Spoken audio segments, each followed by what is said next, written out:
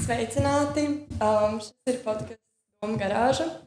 Un, es esmu Gabriela, man ir 14 gadi. Esmu no Jelgavas valsts ģimnāzijas. Kā tevi? Mani sauc Ance, man ir arī 14 gadi, un esmu no Jelgavas tehnoloģiju vidusskolas.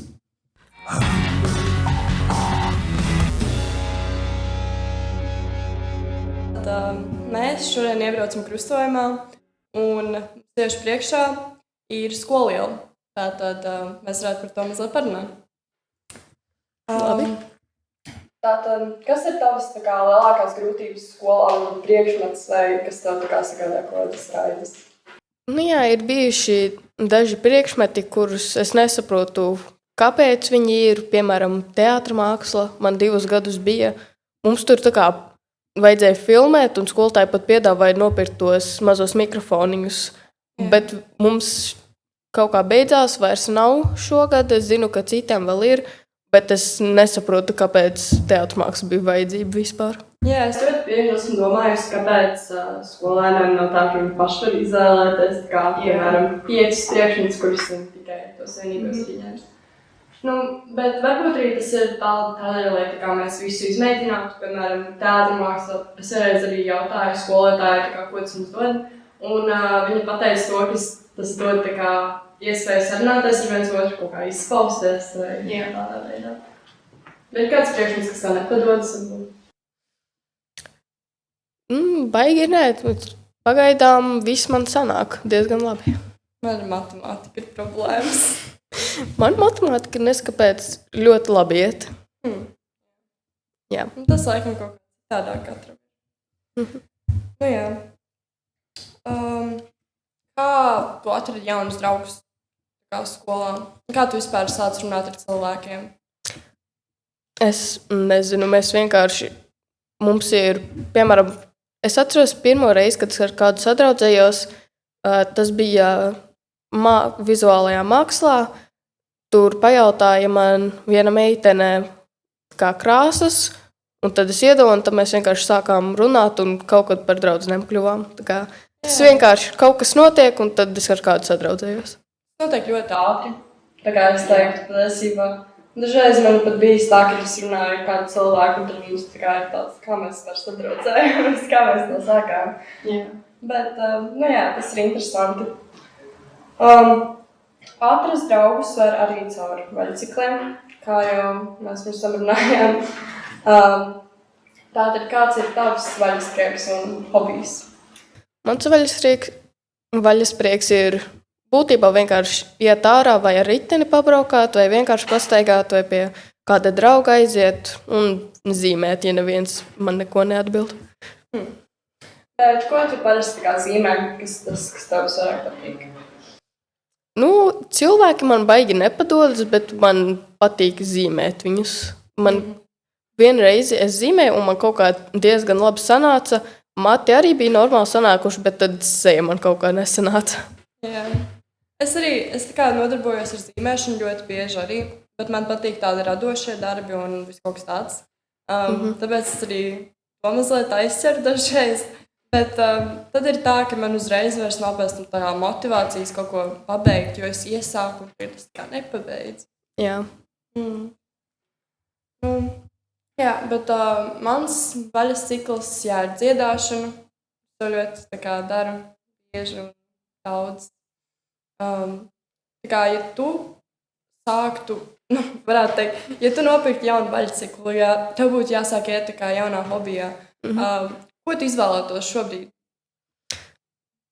Es varbūt atsāktu badmintonu. Badmintons, interesanti. Bija diezgan jautrs, kad es gāju, un tad es pārstāju iet. Es pat nezinu, kā tas notika. Man liekas, ir tā, ka dažreiz ar hobijiem ir tā, tev kaut kas nesanāk, un tad tev uzreiz tāds, es padošos, man nesanāk, man nekas nepadodas. Man tā bija ar basketbolu, kādreiz gāju basketbolu.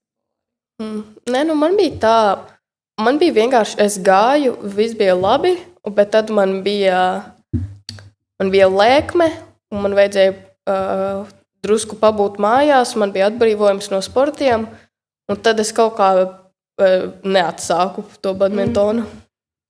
Jā. Bet Es sapratu, tev nepatīk baigi komandas sporta veidi. Kāpēc tā ir? Nu, es esmu tāda drusku basī. Man patīk, kad viss ir tā, kā es gribu. Mana tantei arī tieši tāpat ir. Mēs spēlējam spēles kopā, un visam vajag būt tā, kā viņa grib. Man vienmēr liekas, ka kāds sačakarēs man darbu. Tas ir kā kuram, jā. Piemēram, es ļoti bieži gribu arī dziedāt solo, jo es eju popgrupā. Bet man ļoti bieži ir tā, ka es tomēr gribu solo paņemt, jo, manuprāt, tas ir daudz foršāk dažreiz. Tāpēc, ka tu pats vari kontrolēt, ko tu dari. Neviens nav blakus, kurš varētu to izbojāt. Bet, tieši skolā man patīk grupas darbi. Es nezinu, kāpēc man patīk būt līderim. Tā varētu teikt, tas ir klases vecākā. Jā, tu kādreiz ir bijis tā, ka tu kaut ko gribi tādu pamēģināt? Jā, kaut kad bija tā, mums bija kaut kāds ekopadomes projekts vai kaut kas tāds, un es biju pieteikusies, bet kaut kā es vienmēr piesakos būt galvenajam, bet man nesanāk. Man sanāk labāk vienai tad, jo es biju vairākas sapulces palaidus garām. Man liekas, viens veids, kā var uzsākt to komunikāciju ar citiem cilvēkiem, jo, piemēram, ja tu gribi kādu projektu uzsākt, vai tu īsti nezini, kā to darīt, man liekas, viena lieta, kā tu vari sākt komunicēt ar cilvēkiem, ir caur skolēnu padomi. Jums kaut kas tāds ir skolā? Jā, bet es neesmu tur. Es neesmu tā galvenā. Mums ir citas divas. Mums Jelgavas valsts ģimnāzijā ir skolēnu padome, un tur arī mēs visas tās idejas domājam skolai, un mēs aizsūtām visu kaut kādu informāciju klases vecākajiem. Tas ļoti interesants veids, kā vispār sāk komunikāciju ar cilvēkiem, vai kā sāk kaut ko vadīt. Jā, tas man liekas ļoti veids. Jā. Tātad hobiji ir ļoti forši, bet ko darīt, ja tu negribi jaunu vaļacību, vaļasprieku un hobiju? Tev ir apnicis skolas koridori. Varbūt varētu iesākt kādu projektu. Mēs varam par to parunāt.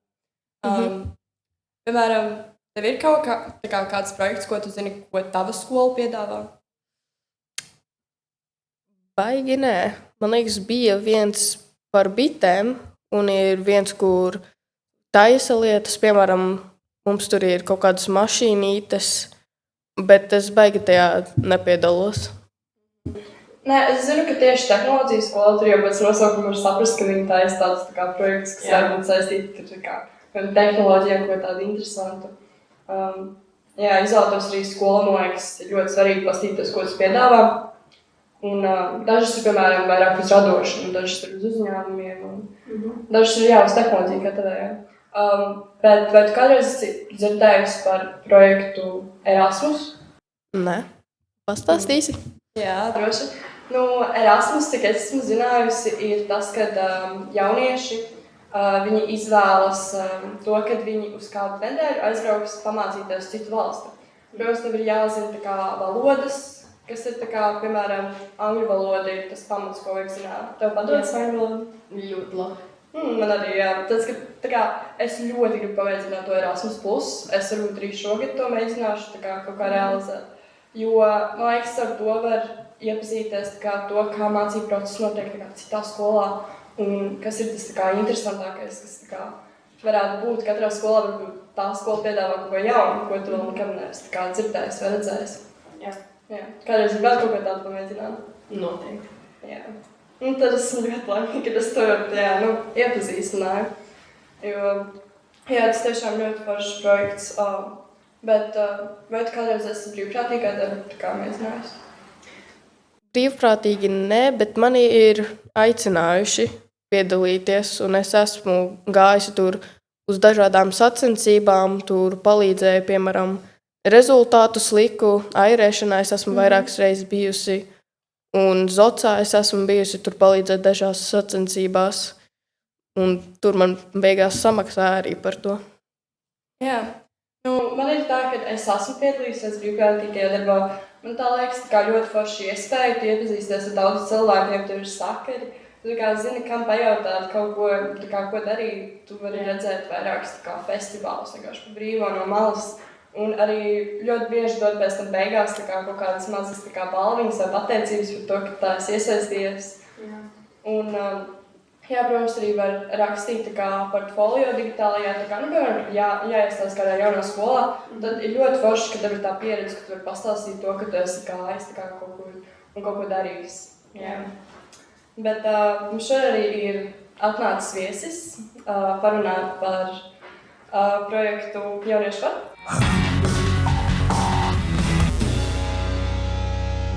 Tāpēc, lūksim viesi.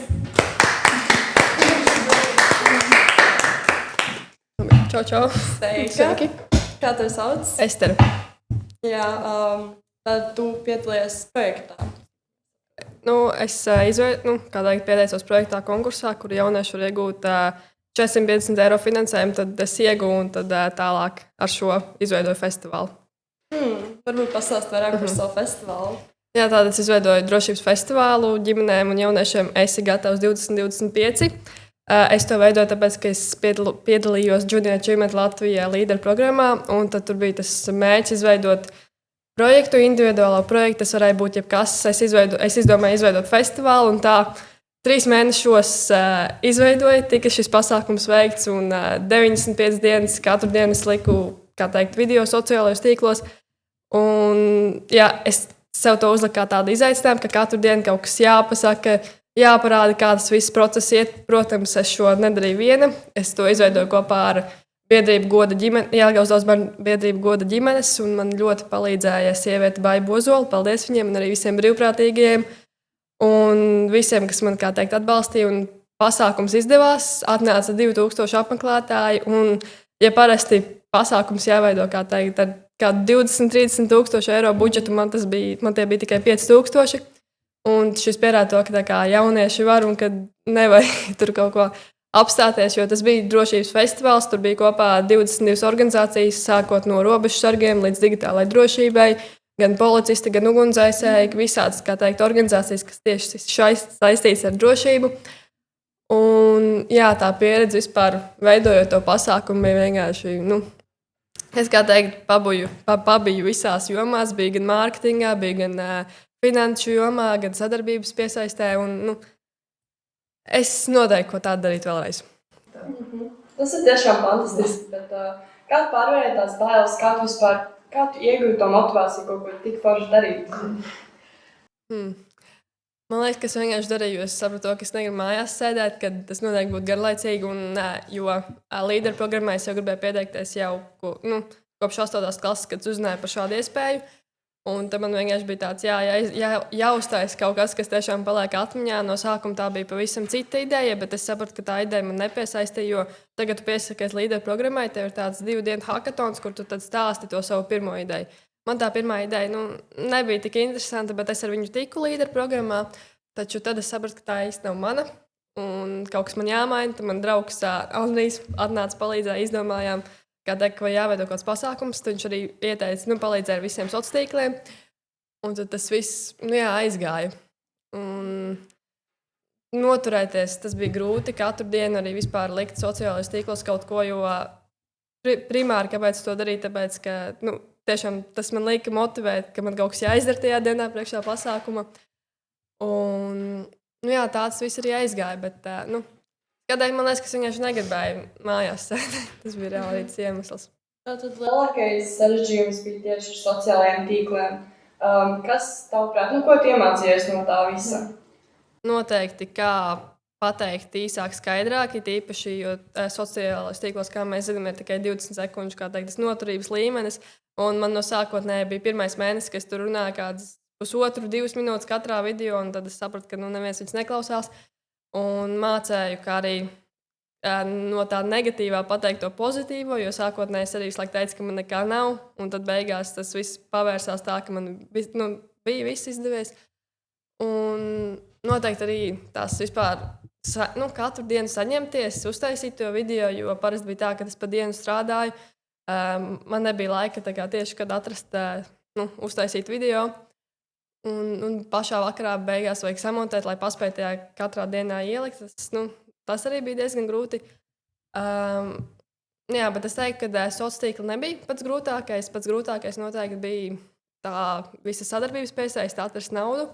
Jo labi, man bija 2 projekti, kurus atradu naudu, bet vispār, jo pasākumiem vēl vajag vairāk naudu. Ar to, kas man bija, nepietika, tāpēc vajadzēja iet tur veikt sadarbības.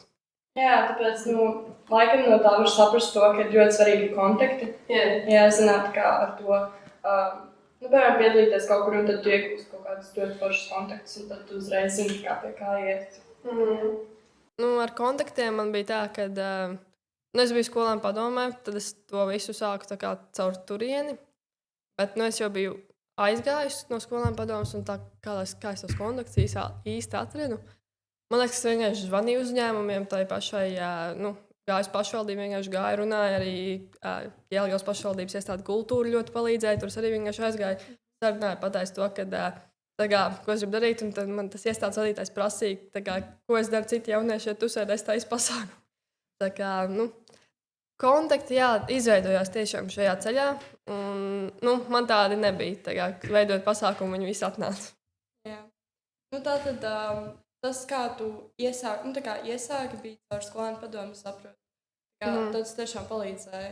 Jā, es skolēnu padomē pievienojos 9. klasē. Mums bija sākot no 9. klases tajā brīdī. Un tad 10. klasē kļuvu par to prezidenti. Un tad es arī pievienojos līderu programmai. Un tad sākās viss ar skolēnu padomu. Tad mēs sākām tos pasākumus veidot, balles veidot, kas man ļoti iepatikās. Un tad es sapratu, ka tieši mans virziens, nākotnes virziens ir tieši pasākumu vadīšana, veidošana. Man arī ļoti interesē tieši skolēnu padomu, un es tajā arī iesaistos. Tieši tagad sāku. Bet man ļoti bieži bija tā, ka cilvēki saka, nē, tu to nevari, tur ir garlaicīgi, tur ir tik stulbi iet un tā. Ko tu varētu to pateikt? Man bija tā, ka 9. klasē skolēnu padomu tiešām palīdzēja. Es teiktu, ka tā nav slikta iespēja. Tas ir tiešām cilvēkiem, kuri grib sevi attīstīt. Jo, ja 9. klasē pirms tā laika es biju tāds introverts, kas negribēja neko darīt, kaut ko tādu. Un tad es pievienojos, tad es sāku vadīt pasākumus, sāku vadīt balles, tad es vispār sāku organizēt. Man viss tas patika. Tad 10. klasē es izveidoju tautas bumbas kausu, kas man likās, uzreiz, ka es gribu kaut ko atstāt no sevis, kas būtu tāds palicis. Un tad es aizgāju no skolēnu padomes, bet es neteiktu, ka tā ir laika izšķiešana. Es domāju, noteikti, ka ir cilvēki, kuriem tas palīdz to visu vidusskolas laiku, bet ir cilvēki, kuriem tas ir periodiski. Man skolēnu padome palīdzēja šos 2 gadus, varētu teikt, jo tagad īsti, es tam īsti laiku arī neatrastu. Bet es neteiktu, ka tā ir slikta iespēja. Tur arī ir spējīgi jaunieši, cilvēki, kas var iet un darīt un jaunas pasākumus, visādas idejas. Tā nav slikta doma. Vispār neklausies vienkārši. Jā, tātad tās īpašības, ko vajag, ko tev prāt, kas ir tās īpašības, ko tev vajadzēja, lai tu sāktu visu to festivālu veidot?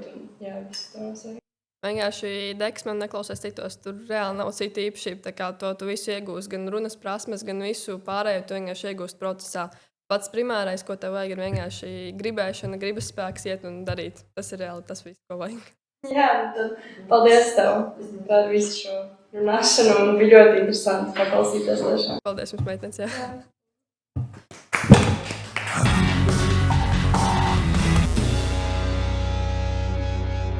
Tātad, ko tu iegūsi no šī visa? Visu, ko pateicu, es it kā zināju, bet dzirdot to no kāda, kas ir tuvāk manam vecuma posmam, tas vairāk iedvesmoja. Jā, tas tiešām liekas vairāk iedvesmo. Jo ļoti bieži tieši tā, ka tāda sajūta, tikai tā, ka man būs 18 gadi, tad es tikai varēšu visu sākt darīt, bet nē, tu to vari izmantot jau tagad, visas tie projekti, visas iespējas.